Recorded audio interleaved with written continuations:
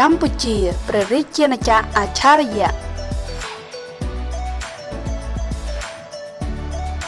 ប្រទេសកម្ពុជាគឺជាប្រទេសដែលសម្បូរទៅដោយវប្បធម៌អរិយធម៌ដ៏រុងរឿងយើងមានធនធានធម្មជាតិជាច្រើននិងប្រាសាទបុរាណដ៏អស្ចារ្យដែលបន្សល់ពីដូនតារបស់យើងមក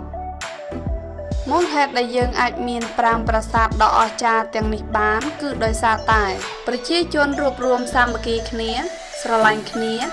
លើកលែងទោសឲ្យគ្នានិងជួយគ្នាទៅវិញទៅមក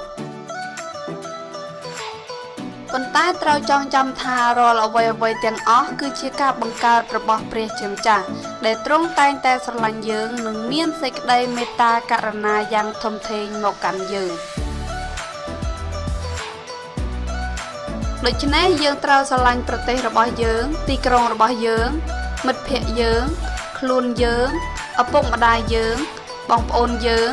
ហើយជាពិសេសយើងត្រូវស្រឡាញ់ព្រះជាម្ចាស់ឲ្យអស់ពីដួងចិត្តរបស់យើង